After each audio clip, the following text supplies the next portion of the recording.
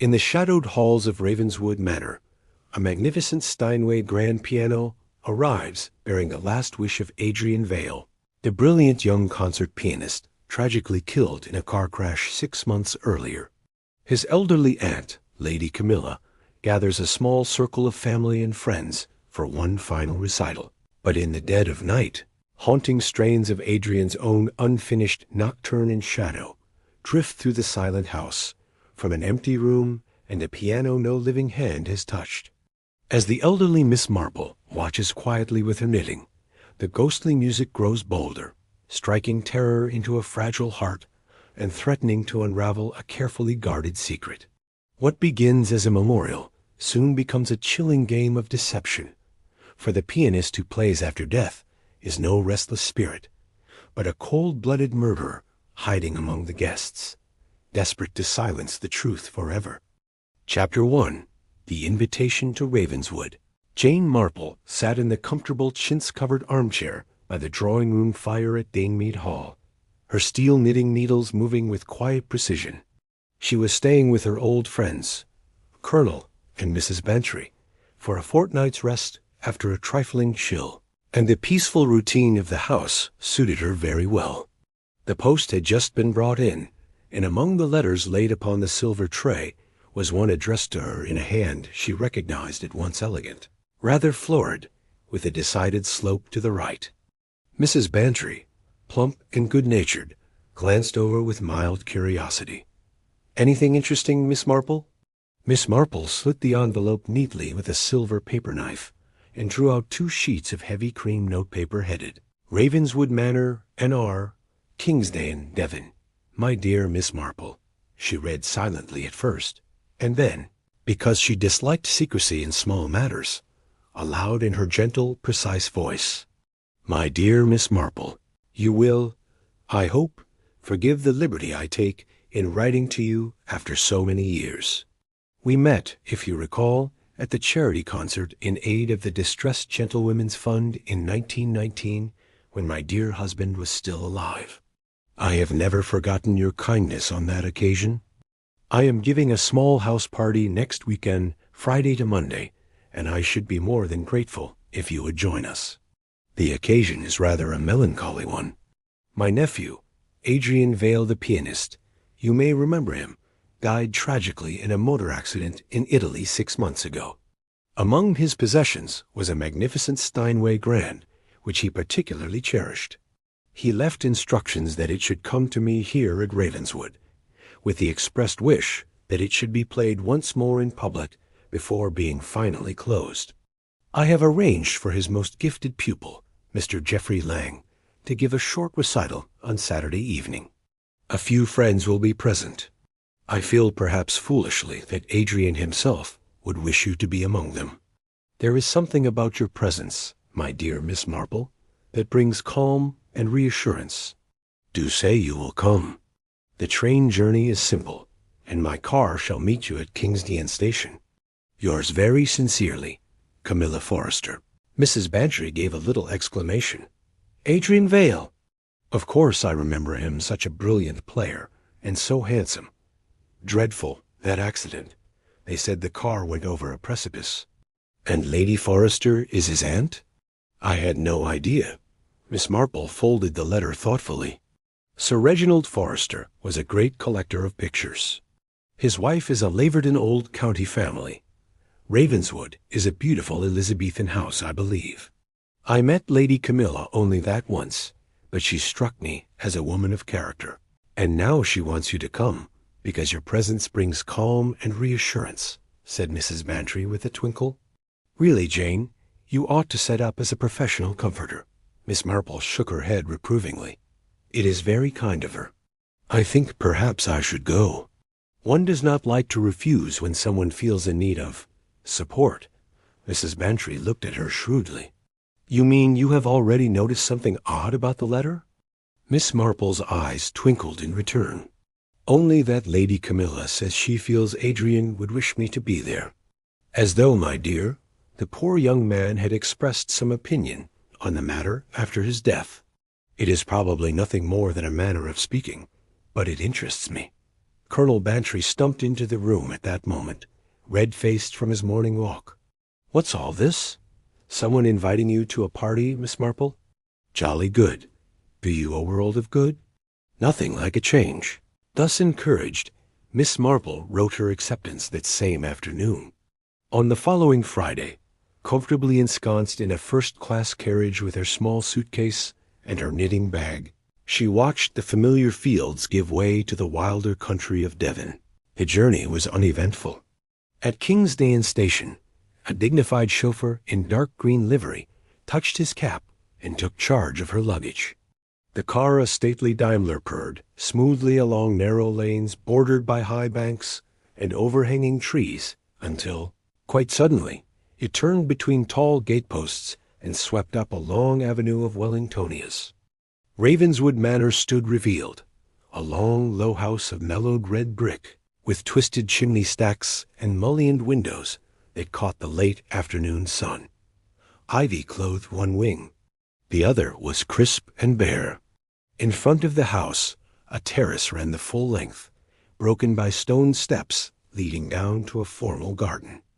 As the car drew up at the entrance, the great oak door opened and Lady Camilla herself came out to greet her guest.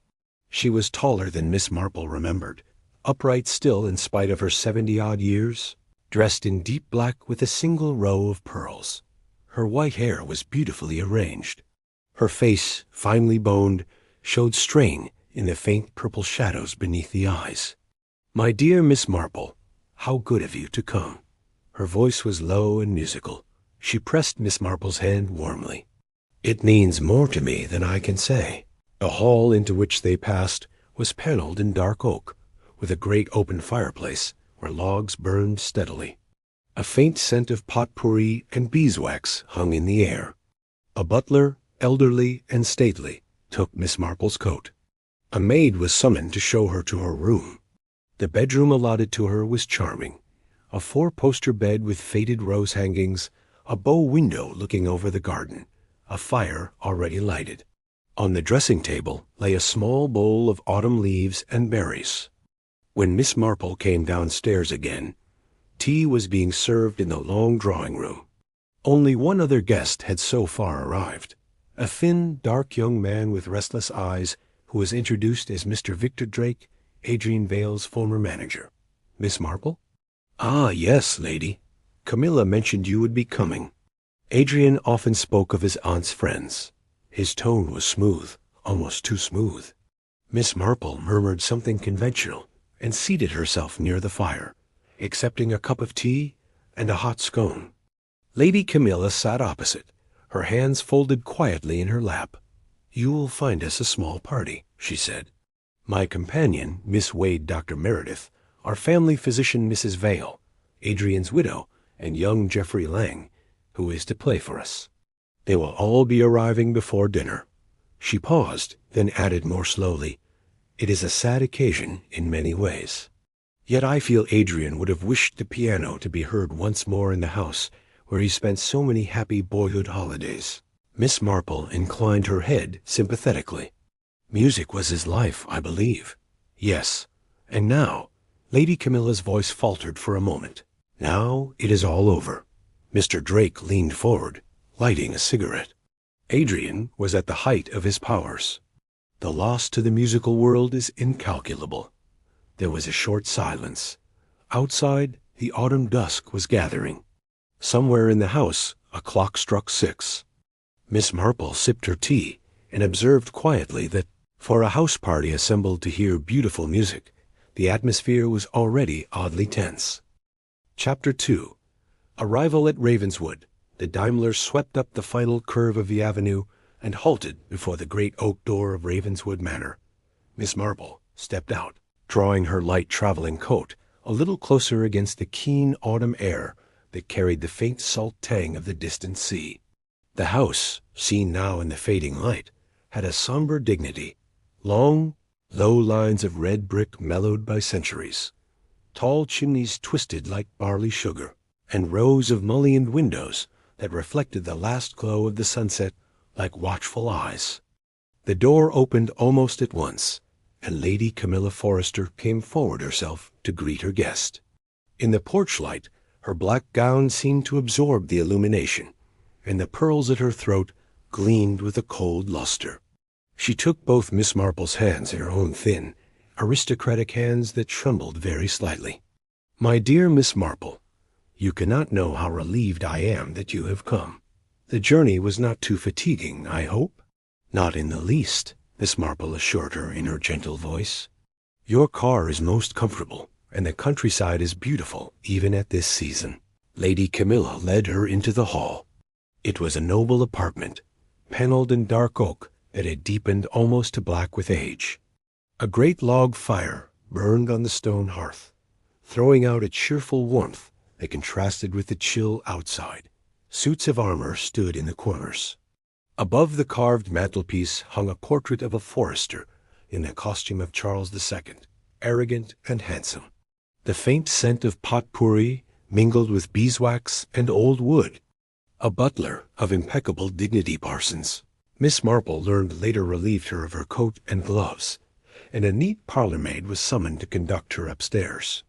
Lady Camilla accompanied them, talking quietly as they ascended the wide staircase with its shallow steps and carved balustrade.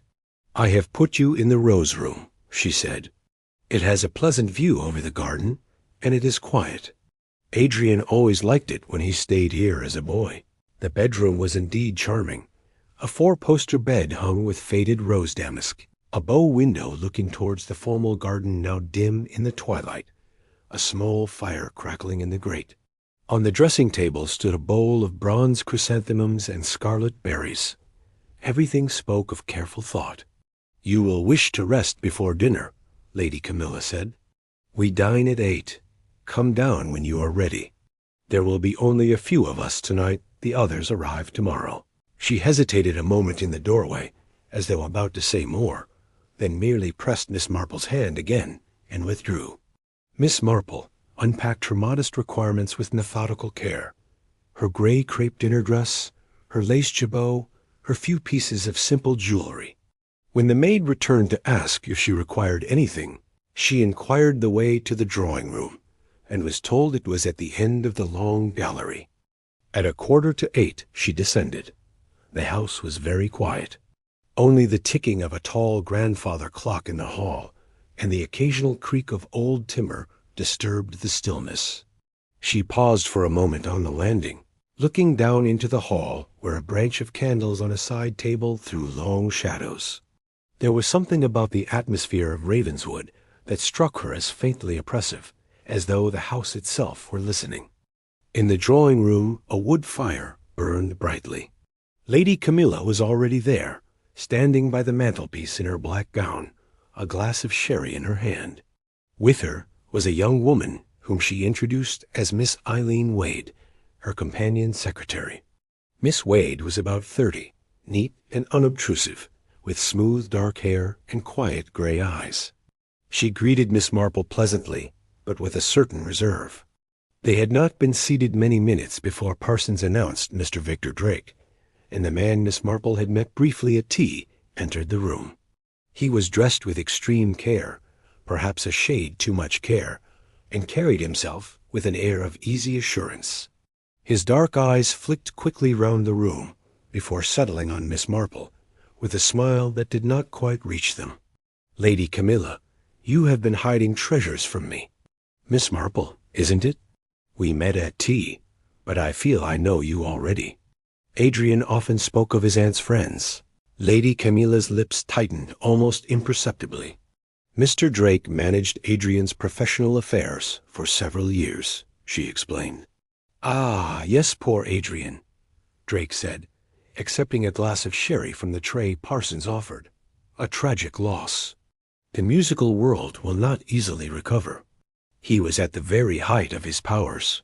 He spoke with professional fluency, but Miss Marple noticed that his eyes were restless, moving continually from face to face. She murmured something sympathetic and took the opportunity to observe him more closely. There was something about Victor Drake that reminded her of certain young men she had known in her youth, charming, plausible, and just a shade too smooth. Conversation remained general until dinner was announced. The dining room lay across the hall, a long room with a minstrel's gallery at one end, paneled walls hung with family portraits, and a great oval table laid for four. Candelabra of old silver threw a soft light on the damask cloth, the glittering glass, and the heavy Georgian silver. They took their places, Lady Camilla at the head, Miss Marple on her right, Victor Drake opposite, Miss Wade at the foot to serve the soup when Parsons had withdrawn. The meal was excellent clear soup, sole in a delicate sauce, roast pheasant with all the traditional accompaniments, a savory of angels on horseback, and finally a crane brolly. The wines were chosen with discrimination. Talk at first was of ordinary matters, the beauty of the countryside, the mildness of the season, the difficulty of getting reliable servants nowadays. But inevitably, it turned to the purpose of the gathering. "The piano arrived yesterday," Lady Camilla said quietly. "It is in the music room. Geoffrey Lang comes tomorrow. He will play for us on Saturday evening." Adrian particularly wished it. Victor Drake leaned forward. "A magnificent instrument, a concert Steinway. Adrian bought it only last year. He composed his last work on it, Nocturne in Shadow. Geoffrey will play that, I suppose?" "Yes," Lady Camilla replied. It was Adrian's favorite. There was a little silence. Miss Wade glanced quickly at her employer, and then away again. Drake went on smoothly. Adrian had a brilliant future. His American tour was booked solid Carnegie Hall twice, Chicago, Los Angeles. And then this senseless accident. He shook his head regretfully. Miss Marple noticed that Lady Camilla's hand trembled as she set down her glass. "It was a great shock," she said in a low voice. "Adrian was like a son to me. My own boy died in the war. You know," Miss Marple murmured sympathy. She was watching Miss Wade, who had gone rather pale. The companion said suddenly, "Lady Camilla has not been at all well since the news came. Dr. Meredith is most anxious." "Dr. Meredith is coming this weekend," Lady Camilla said. "He has been our family doctor for many years, and Sylvia, Adrian's wife, is coming too. She has been in Paris since it happened." Victor Drake raised his eyebrows. "Sylvia is coming? I had not heard that." "She wired this morning," Lady Camilla replied. "I am glad. It is right that she should be here when the piano is played for the last time." Drake shrugged slightly. "Sylvia never cared much for music, if I may say so. Adrian's career bored her. I always thought. That is not fair," Miss Wade said quickly. "Mrs. Vale was very proud of her husband." Drake smiled.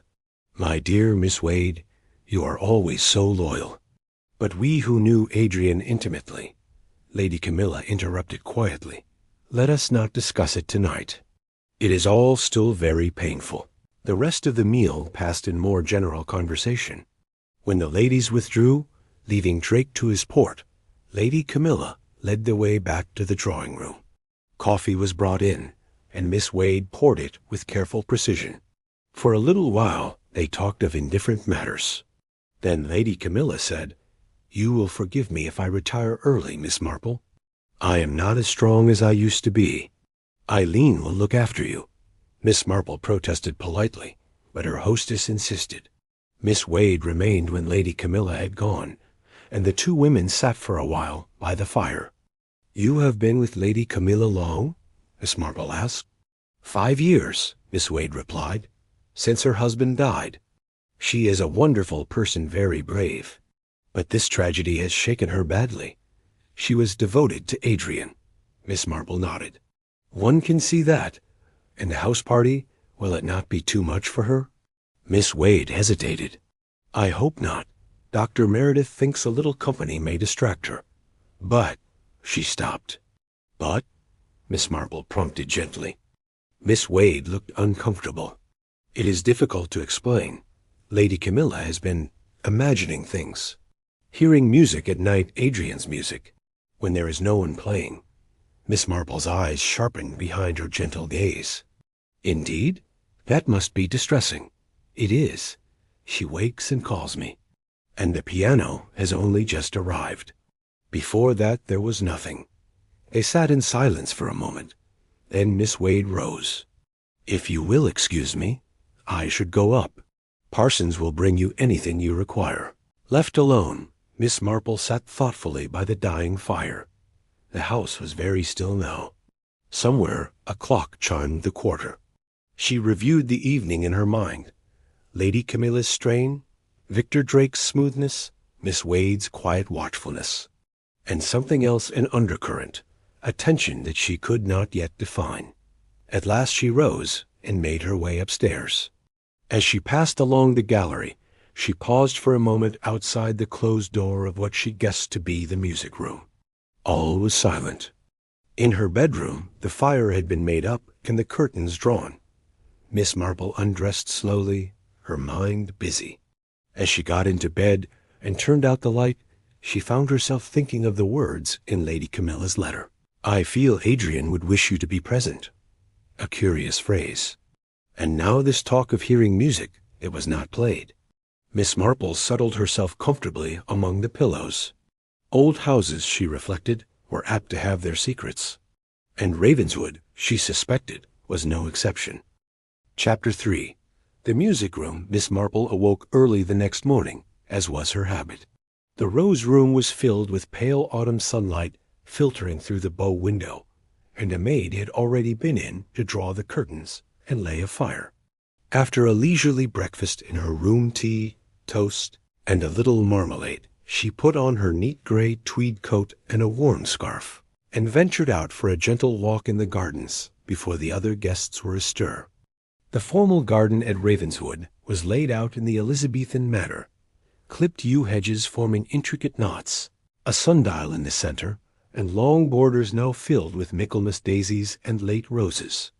Beyond lay a wilderness walk leading to a small lake. The air was crisp, with a faint mist rising from the water, and the only sound was the occasional cry of a moor-hen. Miss Marple walked slowly, enjoying the quiet, her mind turning over the events and impressions of the previous evening. By the time she returned to the house, the other guests had begun to arrive. From the morning room window, she watched a sports car of vivid green draw up with a flourish on the gravel sweep.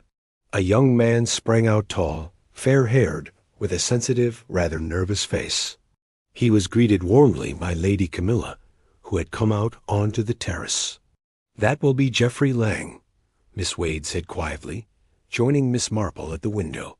He was Adrian's favorite pupil, a very gifted player, though not yet as assured as his master was. Geoffrey Lang carried his own luggage into the house with a boyish disregard for convention, refusing the butler's assistance. He disappeared upstairs, and a few minutes later a second car, a discreet black saloon, deposited Dr. Hugh Meredith, a spare, gray-haired man of about 50, with a calm professional manner. He too was welcomed by Lady Camilla, and the two of them stood talking for some moments on the steps. The final arrival came just before luncheon. A taxi from the station discharged a woman in a traveling coat of Parisian cut, dark furs about her shoulders, and a small hat tilted at a sophisticated angle. She was beautiful in a rather exotic way, olive skin, dark red hair, and wide green eyes. This clearly was Sylvia Vale, Adrian's widow. Lady Camilla greeted her with affectionate warmth, though Miss Marple, watching from above, noticed that Sylvia's embrace was a trifle theatrical. Victor Drake, who had emerged from the library, shook hands with a shade too much cordiality. Geoffrey Lang hung back a little, his expression difficult to read. Luncheon was served in the dining room. A clear consomme, cold game pie, salad, and a compote of fruit. The conversation was carefully general traveling conditions, the beauty of the countryside, the excellence of the pheasant shooting on the estate.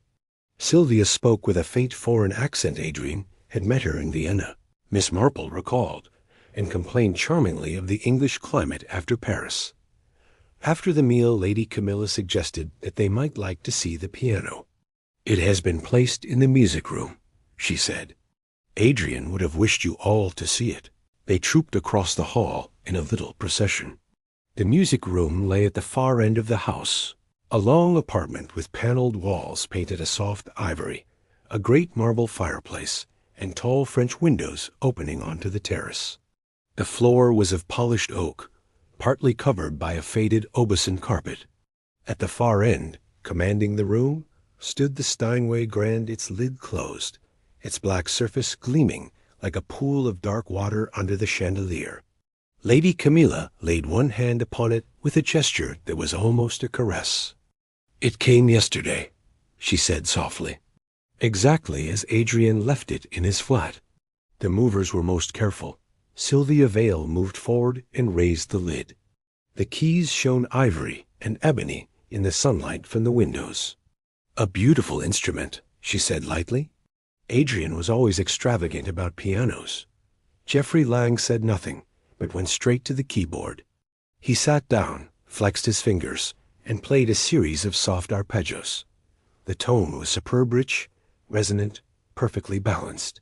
He tried a few chords from the Beethoven sonata, then closed the lid gently. "Magnificent," he said in a low voice. "It has a wonderful singing quality." Victor Drake smiled his smooth smile. Adrian knew what he wanted. He paid a fortune for it, had it specially voiced to his requirements.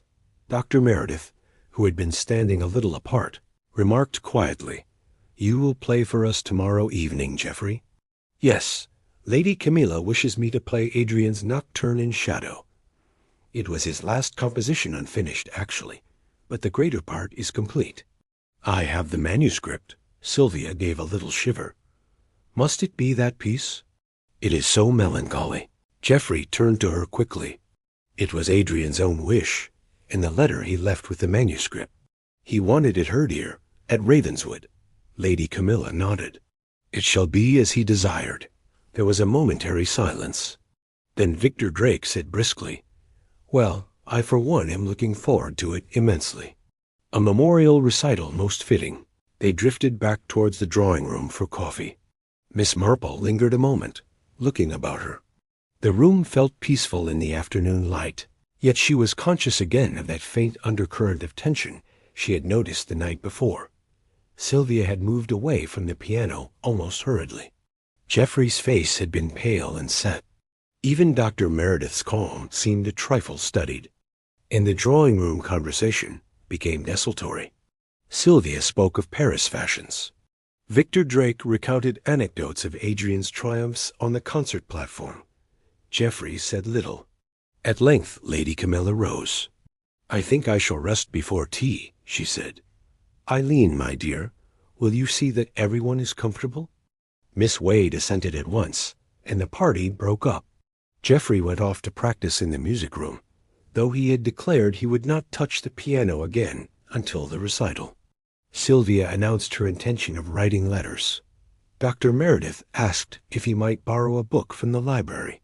Victor Drake suggested a stroll on the terrace to Miss Marple. "Thank you, no," she replied mildly. "I think I too shall rest a little." She went upstairs to the rose room, but instead of resting, she sat by the window with her knitting, looking down upon the terrace. Presently she saw Victor Drake and Sylvia Vale walking together. They were talking earnestly, Sylvia, with animated gestures, Drake listening intently. Once Sylvia laid her hand on his arm in a quick, impulsive movement. Miss Marple's needles clicked thoughtfully. At tea-time, the party reassembled. Geoffrey did not appear. He had left a message that he was still working. Lady Camilla looked tired, with faint shadows under her eyes. Dr. Meredith engaged her in quiet conversation about some local charity. Sylvia was vivacious, almost brittle. Victor Drake watched her with an odd half-smile. After tea, the daylight began to fade. The guests dispersed again, some to write letters, some to read. Miss Marple, pleading a slight headache, retired early to her room. She dined there on a light tray, and by 10 o'clock the house was quiet. She did not immediately go to bed. Instead, she sat in the armchair by the fire, knitting steadily, her mind busy with the small observations of the day. At 11 she laid aside her work, put on her dressing gown and slippers, and very quietly opened her door. The long corridor was dimly lit by a single wall bracket. All was silent. She moved softly along the thick carpet until she reached the head of the staircase. Below, the hall was in darkness, save for the dying glow of the fire embers. Miss Marple descended the stairs with care, avoiding the creaking treads she had noted earlier. At the foot she paused, listening. Still no sound. She crossed the hall towards the music room door, which stood slightly ajar. Moonlight poured through the French windows, laying a silver bar across the carpet. The grand piano stood out black and immense in the gloom, its lid now closed again. Miss Marple stepped inside and closed the door softly behind her. She stood quite still, accustoming her eyes to the dimness. And then, quite distinctly, she heard it. From the piano came the faint, unmistakable opening phrase of a melody slow, haunting, melancholy. The Nocturne in Shadow. The notes were soft, as though played with the una corda pedal down, but perfectly clear in the stillness. They continued for perhaps 8 bars, then ceased abruptly. Miss Marple did not move. She waited, scarcely breathing. Nothing more came. The room was silent again, save for the faint ticking of a clock on the mantel. She crossed to the piano and laid her hand upon the lid. It was cold. She raised it gently. The keys gleamed pale in the moonlight. There was no one there. No one could be concealed within the instrument. She closed the lid again and moved to the French windows. They were fastened securely on the inside with a strong bolt. Miss Marple stood thinking for several minutes. Then, with her usual composure, she left the room as quietly as she had entered, returned to her bedroom, and went to bed. But she did not sleep at once. She lay reviewing every detail of the silent, moonlit music room, and of the soft, ghostly playing that had broken the stillness. Very curious, murmured Miss Marple to herself in the darkness. Very curious indeed. Chapter 4. The morning after Miss Marple came down to breakfast a little later than the rest of the party, having passed a thoughtful night. The dining room was bright with morning sun, the long table laid with silver and old Worcester china. Only Lady Camilla, Dr. Meredith, and Miss Wade were still seated. The others had evidently finished and gone their separate ways. Lady Camilla greeted her with a faint smile. "Good morning, Miss Marple. I hope you slept well?" "Very well, thank you," Miss Marple replied untruthfully, and took her place. The butler brought her coffee, a boiled egg, and thin toast. She was aware that Dr. Meredith was observing her with quiet professional interest, but she gave no sign of noticing it. Conversation was subdued. Lady Camilla looked pale, with faint shadows beneath her eyes. Miss Wade kept glancing at her anxiously. At length the doctor said, "You had rather a disturbed night, I think, Camilla?"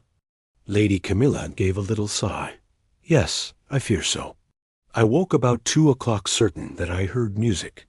Adrian's music. It seemed to come from the music room." Miss Wade said quickly, "It was only a dream, perhaps. You have been much in our thoughts, all of us." But Lady Camilla shook her head. "No, Eileen. It was too distinct. The opening of the Nocturne, quite softly played, but unmistakable. I got up and opened my door, but the corridor was silent. Then it ceased." Dr. Meredith frowned. "You should have rung for Miss Wade. I did not wish to disturb her. And after a few minutes, it stopped. I went back to bed." Miss Marple buttered her toast thoughtfully. She said nothing of her own experience, but she listened with close attention as Dr. Meredith went on. "This is the 3rd time you have heard it, I think." "The 3rd since the piano arrived," Lady Camilla admitted. "Before that, nothing." The doctor turned to Miss Marple. "Lady Camilla has been much tried by her nephew's death.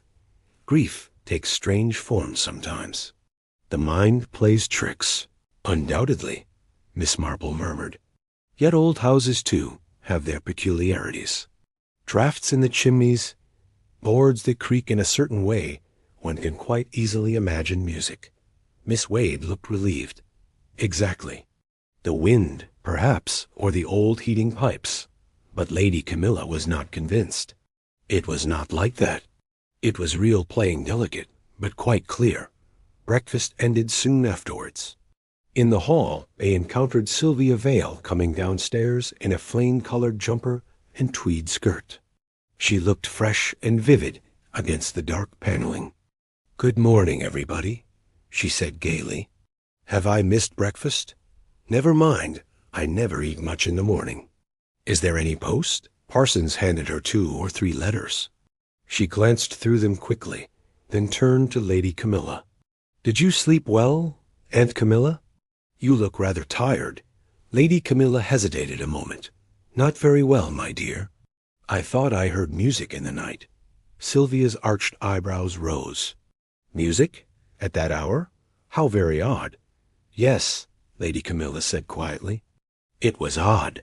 Geoffrey Lang appeared at that moment, looking pale and strained. He murmured a general good morning and accepted a cup of coffee from the butler. Victor Drake followed him, brisk and cheerful, suggesting a walk on the moor before luncheon. The party dispersed. Sylvia and Drake went off together.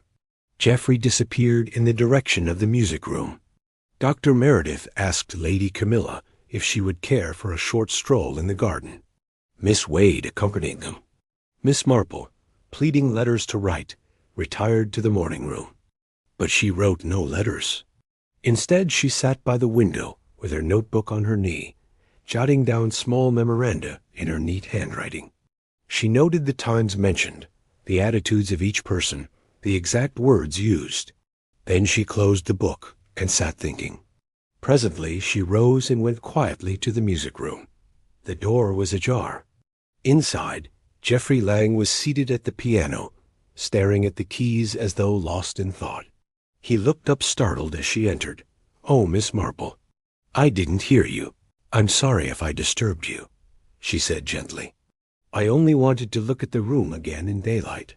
He rose at once. "Of course. Do come in." Miss Marple advanced slowly, her eyes taking in every detail, the position of the piano relative to the French windows, the heavy velvet curtains, the high paneling that might conceal anything. She noted that the windows were fastened by a simple espagnolet bolt, easy enough to secure from inside, but impossible from outside without leaving traces. "You are to play this evening?" she asked. Geoffrey nodded. "Yes, I have been going over the nocturne in my mind. It is difficult. Adrian's later style was very individual. He was a great artist, I believe, the greatest of his generation," Geoffrey said simply, "and a wonderful teacher. I owed everything to him." There was a little pause. Miss Marple said, "You knew him well, then?" "Better than anyone, perhaps. For the last 3 years I lived almost in his pocket studying, accompanying him on tour, arranging his manuscripts." Miss Marple nodded. "A privileged position." "And his wife, did she share his interests?" Geoffrey's face changed very slightly. "Sylvia? No. Music bored her, I think. She liked parties, smart restaurants, the Riviera in season. Adrian was often away on tour, of course." "I see." Miss Marple moved to the piano and laid a hand on the polished lid. "A beautiful instrument.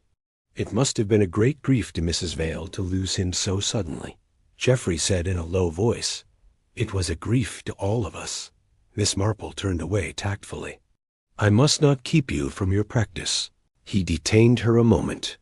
"Miss Marple, do you believe in well supernatural things? Messages from the dead, that sort of thing?" She considered him with her mild blue eyes. "I believe that the dead are in God's hands," she said quietly, "and that the living sometimes have very human reasons for pretending otherwise." He stared at her for a moment, then gave a short, uncertain laugh. "You are very sensible." Miss Marple returned to the morning room. A little later Dr. Meredith came in search of her. "Lady Camilla is resting," he said. "Miss Wade is with her.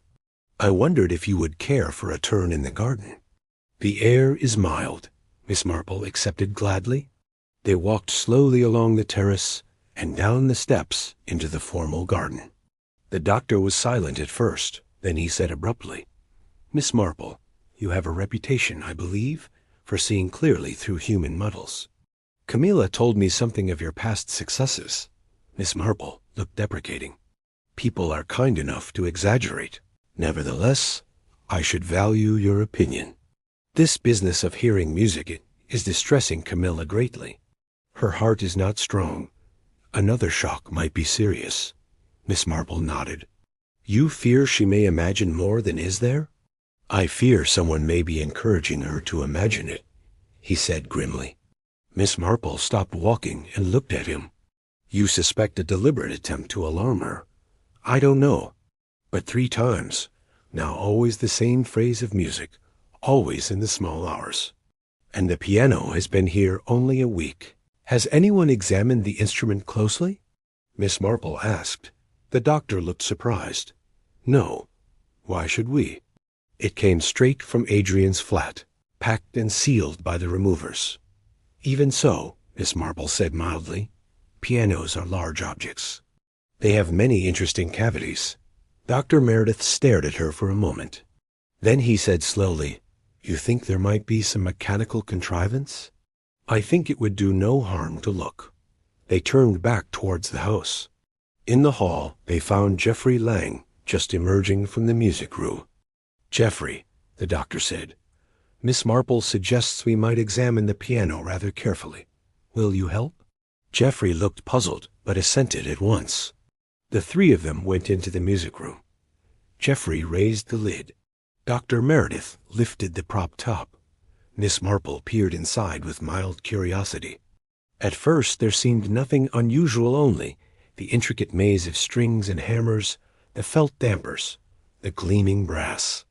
Then her eye caught a faint gleam of something alien among the shadows. There, she said softly, pointing. Geoffrey bent closer. Good heavens, what's that? Wedged carefully among the strings near the base was a small clockwork mechanism, no larger than a cigar box, with delicate hammers poised to strike certain notes. A thin wire ran from it along the frame and disappeared beneath the keyboard. Dr. Meredith whistled softly. A musical box arrangement time to play a sequence of notes. Ingenious and damnable. Geoffrey's face was white. Someone has rigged the piano to play by itself. But who and why? That, said Miss Marple quietly, is what we have to find out. She looked thoughtfully at the French windows, then at the heavy curtains, then at the paneled walls. And quickly, she added, before it plays again tonight. Chapter 5. Discovery. After the finding of the mechanism in the piano, an odd constraint seemed to settle over the 3 people in the music room. Geoffrey Lang stood staring at the exposed clockwork as though it were something obscene. Dr. Meredith's face had hardened into professional severity. Miss Marple, calm as always, closed the top of the piano with gentle care and turned to the 2 men. We must not disturb it further, she said quietly. The less it is handled, the better there may be fingerprints or other traces. Dr. Meredith nodded. Quite right. I will telephone Inspector Craven at Kingsden at once. He is a sound man. He will know how to proceed. Geoffrey found his voice. But who could have done such a thing? It is monstrous cruel. Monstrous indeed, Miss Marple agreed. And cruel, yes. But also, I think, calculated. They left the room together, closing the door behind them. In the hall, Dr. Meredith went straight to the telephone in the library. Geoffrey hesitated, then said he would go and find Lady Camilla. Miss Marple returned to the morning room and sat down with her knitting. Her needles clicked steadily, but her mind was busy. A mechanical device concealed in the piano to play a few bars of music in the dead of night. Someone had gone to considerable trouble. The object, clearly, was to alarm Lady Camilla, perhaps to affect her health. But why? And who had access to the instrument? She reviewed the facts. The piano had been in Adrian Vale's London flat from the time of his death until its removal to Ravenswood a week ago. During those months, the flat had been locked, but keys had been held by the executors, by Victor Drake as Adrian's manager, and presumably by Sylvia Vale. The removers had collected it sealed. Lady Camilla had mentioned that. Yet someone had found opportunity to insert the mechanism, either before the ceiling, or during the journey, or after arrival here. A tap at the door interrupted her thoughts. Miss Wade looked in. "Lady Camilla is lying down," she said. Dr. Meredith thought it best not to tell her of this discovery. Just yet. "She is not strong." "Very wise," Miss Marple murmured. "Shock should be avoided." Miss Wade hesitated. "Geoffrey told me." "It is dreadful. Who could want to frighten her so?" "That is what we must discover," Miss Marple replied. "Tell me, Miss Wade, when exactly did the piano arrive?" "On Monday last. The men brought it in the afternoon. Parsons and the footman helped them place it in the music room. It was roped and covered, of course. Lady Camilla wished it left until Tuesday morning, when the covers were removed." "And was the room locked in the interval?" Miss Wade considered. "I think not. The men had left by tea time, and the door was shut, but not locked. Anyone in the house could have entered." "I see." Miss Marple's needles clicked. "And the first hearing of music was when?" "That same Tuesday night, or rather, in the early hours of Wednesday. Lady Camilla woke me about 3 o'clock. She was very distressed." "Thank you, my dear. That is helpful." Miss Wade withdrew, and Miss Marple sat thinking again. Opportunity, then, had existed both in London and here.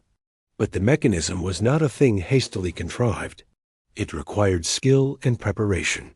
Dr. Meredith returned presently. "Craven will be here within the hour," he said. "He asks that nothing be touched and that no one be told until he has seen the device in place." "Very sensible," Miss Marple approved. "And Lady Camilla?" "I have given her a mild sedative. She will sleep for some time. Miss Wade is with her." He sat down opposite Miss Marple, his face troubled. "This is a wicked business. Camilla's heart has been unsteady since Adrian's death. A deliberate attempt to frighten her might have serious consequences." Miss Marple nodded. "The motive is almost certainly gain. Lady Camilla is, I imagine, a wealthy woman?" "Yes. The Forrester estates are considerable, and there is money of her own besides. Adrian was her nearest relative, her heir, in fact, apart from some minor legacies. And now?" Dr. Meredith frowned. "The bulk goes to Sylvia, as Adrian's widow. But there are substantial legacies to Geoffrey Lang, to Miss Wade, and to various charities. Victor Drake gets nothing. He was merely the manager." Miss Marple looked thoughtful. "Sylvia benefits most, then. Yet she was in Paris until yesterday." "True, but she could have arranged it earlier. Or Drake could have acted for her. Or," said Miss Marple mildly, "someone else might wish Lady Camilla to believe in a message from beyond the grave, for reasons of sentiment or affection." Dr. Meredith stared. "You mean Geoffrey? Or Miss Wade?" "Surely not. I only point out possibilities," Miss Marple said. "Human nature is very complex." They were interrupted by the sound of a car on the gravel. Dr. Meredith went to the window. "That will be Craven." Inspector Craven proved to be a tall, quietly spoken man in plain clothes, with shrewd gray eyes. He greeted Dr. Meredith as an old acquaintance and was introduced to Miss Marple with a certain deference when the doctor mentioned her name. In the music room, the inspector examined the mechanism with careful attention, using a magnifying glass and taking several photographs. A plain-clothes sergeant who accompanied him dusted likely surfaces for fingerprints. "Neat bit of work," Craven said at last. "Not the sort of thing you pick up in a toy shop. Someone with knowledge of clockwork or access to a skilled mechanic." He traced the thin wire that ran from the device beneath the keyboard to a small switch concealed under the front rail, set to operate at intervals, probably by a timed release. The sequence is short only a dozen notes or so. Enough to be recognizable, not enough to wake the whole house. Geoffrey, who had been summoned, looked sick. It's the exact phrasing Adrian always used when he was improvising on the nocturne. Whoever did this knew his playing, intimately. "Quite," said the inspector dryly. "Now, sir, can you tell me who has had access to this room since the piano arrived?" Geoffrey repeated what Miss Wade had told Miss Marple. The inspector made notes. And before that in London? The flat was locked after the accident. The keys were with the solicitors, with Mrs. Vale, and with Mr. Drake, I believe. I myself had a key Adrian gave me 1 year ago. Inspector Craven's eyebrows rose slightly. So several people could have entered? Yes, but the piano was sealed by the removers on the day it was collected. We shall check with them, Craven said. Now, I understand certain persons heard music before this device was discovered. He took brief statements from Lady Camilla, who had been gently woken, but was still drowsy, from Miss Marple, and from Sylvia Vale, who professed complete astonishment. I? Sylvia said, wide-eyed. But I was in Paris until yesterday, and I know nothing of clockwork. It is almost distressing. Victor Drake, when questioned, was suavely helpful. Poor Adrian first, his tragic death, now this ghoulish trick. One hardly knows what the world is coming to. As for access, I did go to the flat once or twice to collect papers, but the piano was already sheeted and roped. I never touched it. The inspector thanked them all and departed, taking the mechanism with him in a carefully sealed bag. Luncheon was a strained meal. Lady Camilla did not appear. Miss Wade brought her a tray. The conversation was fragmentary, carefully avoiding the main topic. Sylvia was pale beneath her makeup. Geoffrey ate nothing. Victor Drake talked determinedly of indifferent matters. Afterwards, Miss Marple suggested to Dr. Meredith that a little fresh air would be beneficial. They walked again in the garden, keeping to the lower terrace where they could not be overheard. The police will investigate in London, the doctor said, but time is short. If there is further danger to Camilla, he broke off. Miss Marple said quietly, the danger may not be over. The mechanism has been removed, but the person who placed it is still here or may be. Dr. Meredith looked grim. Exactly. And tonight is the recital, Miss Marple nodded. Tonight will be critical. Whoever planned this cruel deception will not wish to be unmasked without a struggle. She paused by the sundial, looking back at the house with its many windows glinting in the pale sunshine. We must watch very carefully, she said, and perhaps encourage the recital to proceed exactly as planned. Dr. Meredith stared at her. You mean set a trap? Miss Marple's eyes met his mildly. I think, doctor, that the murderer, if murderer there is, may betray himself before the evening is out. Chapter 6. Motives and Alibis. The afternoon passed quietly on the surface, but beneath it ran a current of unease. Lady Camilla remained in her room, resting under Miss Wade's watchful care. Dr. Meredith spent much of the time in the library, ostensibly reading, but in reality, keeping an ear open for any disturbance. Geoffrey Lang shut himself in the morning room with Adrian's manuscript score, preparing for the evening's recital. Sylvia Vale declared herself prostrated by the shock of the discovery and retired to her bedroom with a headache. Victor Drake alone appeared unaffected. He took a gun from the gun room and went out on the moor, saying he fancied a brace of grouse for dinner. Miss Marple, after a light luncheon which she ate alone, settled herself in a corner of the drawing-room with her knitting. She chose a high-backed wing chair that commanded a view of the hall and the staircase. From time to time someone passed, Parsons carrying a tray upstairs, Miss Wade descending to speak to the housekeeper, Dr. Meredith crossing to the library. Each time Miss Marple noted the hour in her small memorandum book and added a brief comment. At 4 o'clock tea was brought in. Only Dr. Meredith joined her.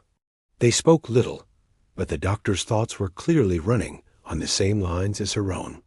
Craven telephoned, he said in a low voice. The mechanism was constructed by a skilled watchmaker in Soho Anonymous Commission, paid in cash. No fingerprints of any value.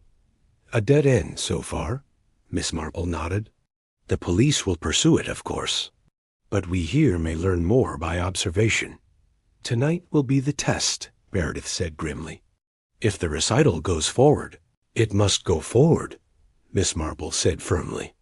Anything else would be to yield to wickedness.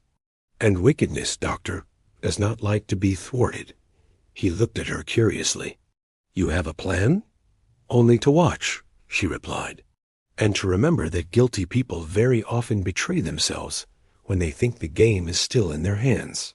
Tea was finished. The short autumn day drew towards its close. Already the light was fading beyond the long windows. Victor Drake returned with a couple of birds and a satisfied air. Geoffrey emerged pale and heavy-eyed. Sylvia sent down a message that she would dress early and join them for dinner. Dinner was at 7:30, a subdued meal. Lady Camilla came down, supported by Miss Wade and Dr. Meredith. She was very pale but composed, and insisted that the recital should proceed exactly as planned. "Adrian wished it," she said simply. "We must not disappoint him." Sylvia, in a gown of dramatic black lace, was silent and watchful. Geoffrey scarcely ate. Victor Drake alone sustained a flow of light conversation, recounting stories of Adrian's tours abroad. No one referred openly to the morning's discovery, yet it hung over the table like a shadow. When the ladies withdrew, Dr. Meredith lingered with Geoffrey over the port. "You are sure you feel equal to playing?" he asked. Geoffrey nodded. "I must. It is the last thing I can do for him." In the drawing-room coffee was served. At 8:30, Lady Camilla rose.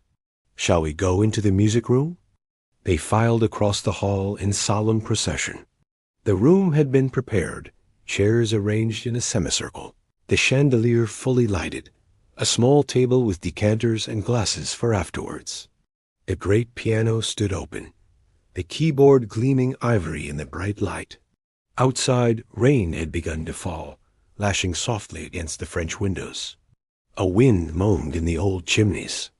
They took their places, Lady Camilla in the center, Miss Wade beside her, Dr. Meredith on the other side. Sylvia chose a chair, a little apart. Victor Drake stood near the fireplace, a glass in his hand. Miss Marple sat quietly at the back, her hands folded in her lap. Geoffrey approached the piano, flexed his fingers once, then sat down. For a moment he rested his hands on the keys without playing. The room was utterly silent. He began with a short Chopin prelude delicate, controlled, a tribute rather than a display. The tone of the Steinway was magnificent. Every note rang true. When it ended, there was a soft murmur of appreciation. Then, without pause, he turned to the manuscript on the music rest. Nocturne in Shadow, by Adrian Vale. The opening theme was slow, almost hesitant, with a haunting melancholy that caught at the heart. Geoffrey played it with deep feeling, his head bent over the keys.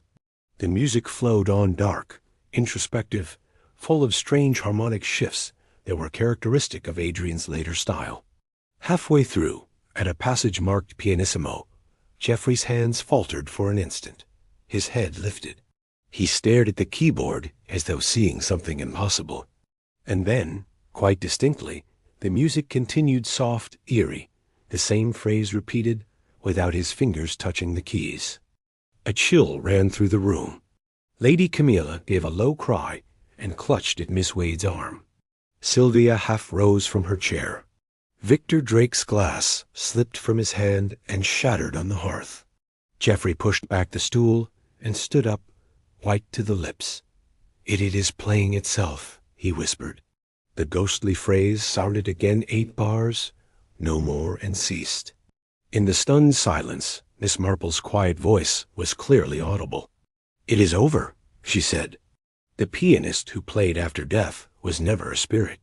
It was a cruel and calculated trick. All eyes turned towards her. She rose and moved forward a few steps. "The mechanism we found this morning was not the only one. There was a second, smaller device concealed beneath the keyboard and triggered by pressure on a certain pedal combination. Mr. Lang, quite unconsciously, activated it in the course of playing. The intention was to produce this effect tonight, before witnesses, to convince Lady Camilla that her nephew's spirit was indeed trying to communicate, and perhaps to drive her to some impulsive alteration of her will." Lady Camilla was staring at her, wide-eyed. Dr. Meredith had risen and stood protectively close. But the real crime, Miss Marple continued gently, was not this foolish ghostly play-acting. It was the murder of Adrian Vale himself. There was a gasp from Sylvia. Victor Drake took a quick step towards the door, but Dr. Meredith moved swiftly to block him. Murder? Geoffrey repeated hoarsely. Yes, my dear. The motor accident in Italy was no accident. The brakes of the car were tampered with. Adrian had discovered something that threatened a certain person with exposure and ruin. She turned to Victor Drake. You, Mr. Drake, had been embezzling from the considerable funds that passed through your hands as Adrian's manager. He found you out shortly before his last trip abroad. You knew that unless he was silenced, you faced disgrace and prison. So you arranged the accident, and it succeeded. Drake's face had gone gray. This is nonsense fantasy. Is it? Miss Marple said mildly. The Italian police were never quite satisfied. A garagist remembered a man, answering your description, who asked questions about the car the day before. And you were not, as you claimed, in New York at the time. You flew to Milan 2 days earlier, on a false passport. Sylvia cried out, It's not true. Victor, but Drake silenced her with a savage glance. Miss Marple went on quietly. After the death you persuaded Mrs. Vale, Sylvia, that her husband had been about to change his will and cut her off entirely. You had in fact been forging letters to that effect. Together you planned that the piano, coming here to Ravenswood, should seem to bring a message from beyond the grave urging Lady Camilla to make a new will in Sylvia's favor at once. The ghostly music was to work upon her grief and her weak heart until she could bear it no longer. Lady Camilla had gone very white. Miss Wade supported her. But Adrian's will was perfectly straightforward, Dr. Meredith said sharply. Everything to his wife except the piano. Exactly, Miss Marple replied. There was never any intention to change it. That was Mr. Drake's invention, to give Sylvia a motive for joining his plan. She believed she was in danger of losing everything, and in her fear, she agreed to the cruel deception. Sylvia was sobbing now, her face buried in her hands. Victor Drake stood rigid, his eyes darting towards the windows, but Dr. Meredith was between him and escape. You placed the first mechanism in the piano while it still stood in Adrian's flat, Miss Marple said. The second you added after it arrived here on the night you arrived, when the house was quiet. You knew Geoffrey's playing would trigger it tonight. Drake made a sudden lunge towards the French windows. Geoffrey caught his arm. The two men struggled briefly until Dr. Meredith's strong hands closed on the manager's shoulders. At that moment, the door opened and Inspector Craven entered quietly with a sergeant. I think, Mr. Drake, he said, you had better come with us. As the police led him away, Sylvia collapsed into a chair, still sobbing. Lady Camilla looked at Miss Marple with wondering eyes. How can I ever thank you? She whispered. Miss Marple resumed her seat and picked up her knitting. My dear, it was only a matter of noticing small things. Human nature is very much the same everywhere, and greed, you know, is such a very old motive. Chapter 7. The final recital. The rain had thickened as night fell, drumming steadily against the long windows of the music room. Inside, the chandelier cast a warm but uneasy light over the little assembly, picking out the strained faces of the guests as they took their places. The discovery of the second mechanism had not been revealed to everyone. Only Dr. Meredith, Geoffrey, and Inspector Craven knew of it. To the others, it had been explained merely as a fault in the piano's action, quickly remedied. The recital, Lady Camilla insisted, must go on. Geoffrey Lang approached the instrument with a face of quiet determination.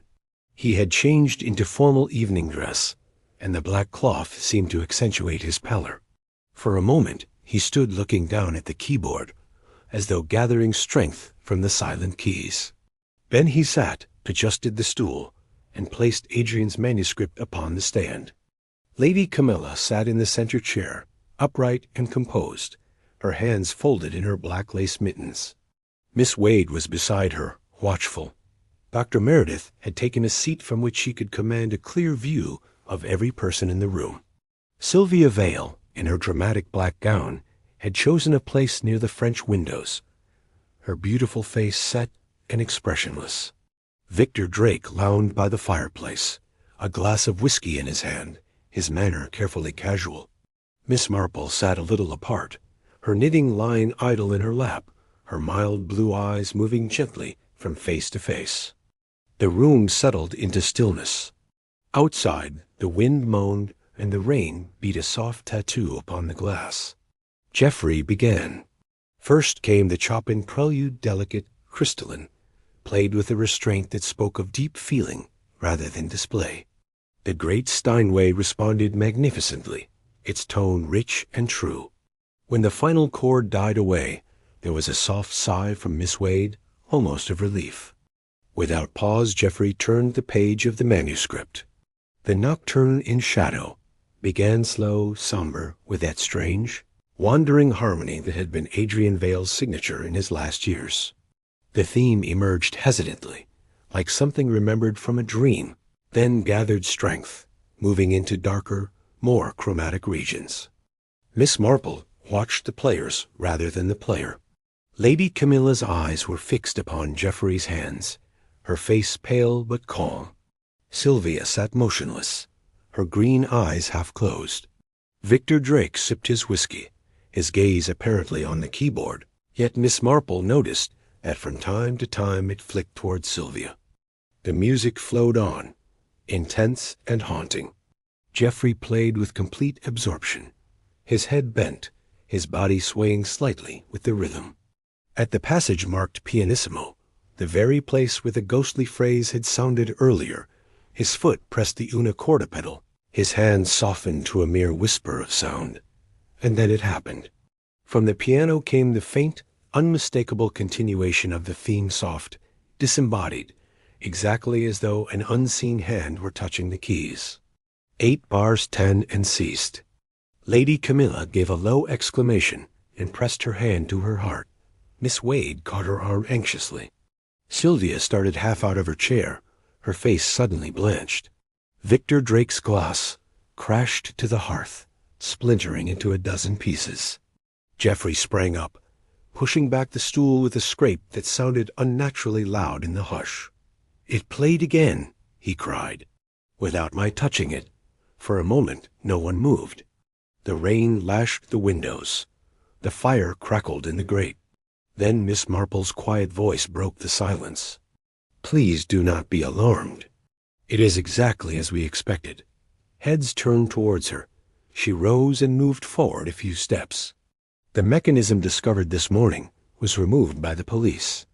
But there was a second device, smaller, more cleverly hidden, placed beneath the keyboard, and designed to be triggered by a particular combination of pedals during this very passage. Mr. Lang has just, quite innocently, set it in motion. The intention was that we should all hear the ghost play tonight, in public, so that no one could doubt its reality. Lady Camilla whispered, "But why?" "To frighten you, my dear," Miss Marple said gently. "To work upon your grief and your health, until, in desperation, you might feel impelled to do something rash perhaps, to change your will in favor of the person who seemed most threatened by Adrian's supposed discontent." Sylvia gave a choked cry. "No, no, it is not true." Victor Drake took a swift step towards the door, but Dr. Meredith was there before him, his hand on the other man's shoulder. "I think, Drake," the doctor said grimly, "you had better stay." Drake shook off the hand with a violent movement. "This is outrageous. Some trick, some hysterical nonsense." "It is no trick," Miss Marple said calmly. "The police are already in the house. They have been waiting." As if in answer, the door opened and Inspector Craven entered quietly, followed by a sergeant. The inspector's eyes went at once to Victor Drake. "Victor Drake, I must ask you to accompany me to Kingsdean Police Station. I have a warrant for your arrest on suspicion of the murder of Adrian Vale." Drake's face twisted. For a moment he seemed about to spring forward, but the sergeant moved quietly into position, and the impulse died. "Murder? Lady Camilla repeated faintly. Yes, Miss Marple said. The accident in Italy was no accident. Mr. Drake had been systematically embezzling Adrian's earnings for years.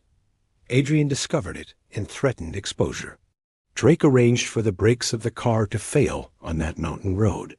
He thought himself safe until the piano came here, and certain papers hidden in its case threatened to reveal everything. Sylvia was on her feet now, her hands clenched. Victor, tell them it's not true.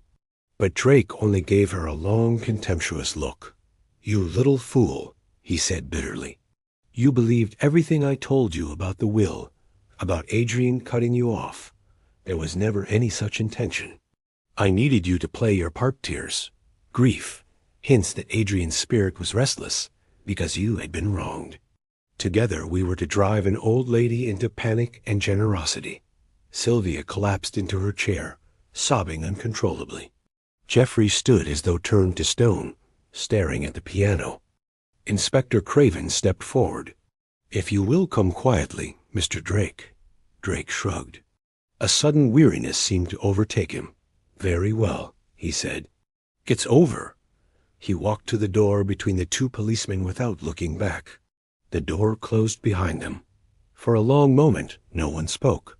The rain continued its steady beat against the windows. The fire settled with a little shower of sparks. Lady Camilla found her voice first. Miss Marple, she said tremulously, you have saved my life and more than my life. How can I ever? Miss Marple shook her head gently. My dear, do not thank me. I only noticed what was under my eyes. Human nature, you know, is very much the same everywhere. And when greed and fear are added. She let the sentence trail away. Dr. Meredith poured a little brandy and took it to Lady Camilla. Miss Wade supported her mistress as she drank. Geoffrey closed the piano lid softly, as though laying something finally to rest. Outside, the sound of a car starting up came faintly through the rain. The police car carrying Victor Drake away into the night. The recital was over. Chapter 8. The Quiet Explanation. The music room seemed suddenly larger and colder after the police had gone. The rain still beat against the windows, but the tension that had filled the air for so many hours had broken, leaving only a weary emptiness behind. Geoffrey closed the piano lid with careful reverence and stood for a moment with his hand upon it, as though saying a private farewell. Dr. Meredith poured small glasses of brandy for those who needed it. Miss Wade helped Lady Camilla to a more comfortable chair near the fire. Sylvia Vale remained huddled in her seat, her face hidden in her hands, sobs shaking her shoulders. No one went to her. After a little while, she rose unsteadily and left the room without speaking. They heard her slow footsteps on the stairs, then the distant closing of a door. Inspector Craven returned presently, having seen Drake into the car.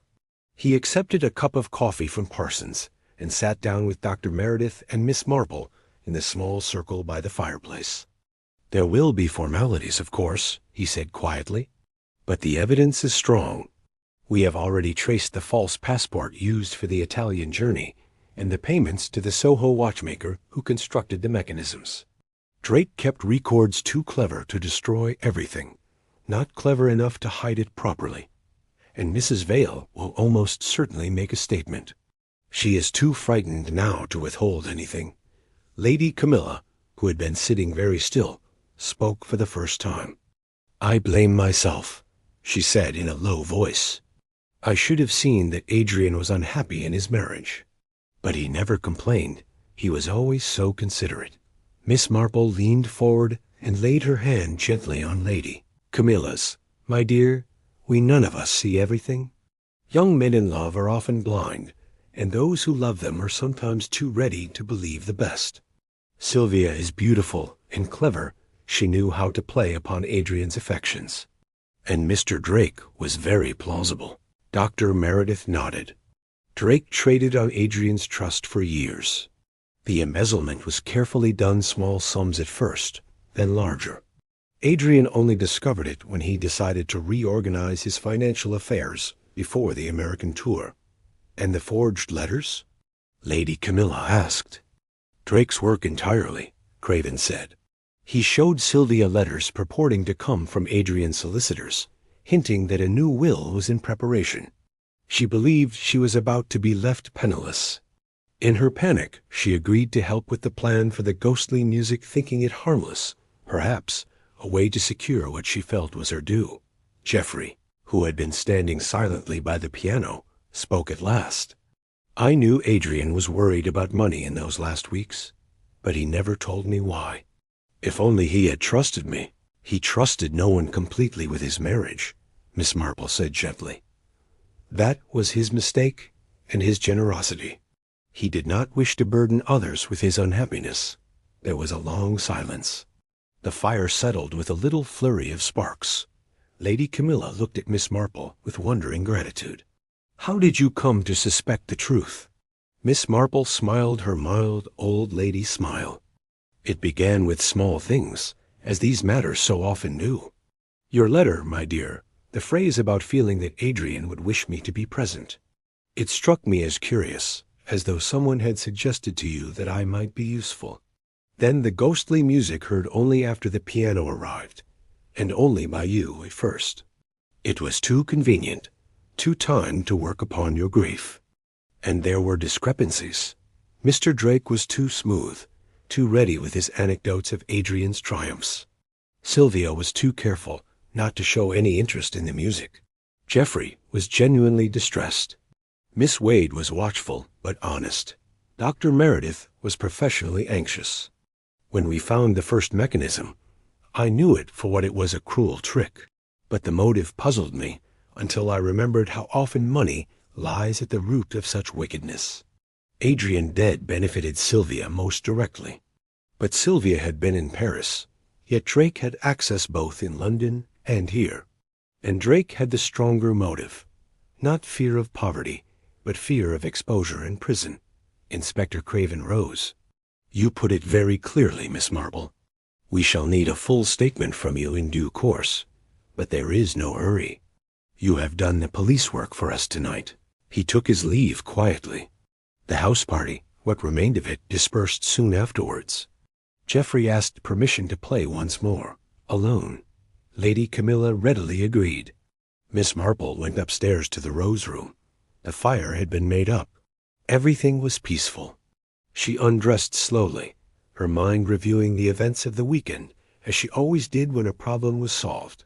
Before getting into bed, she opened the bow window for a moment. The rain had ceased.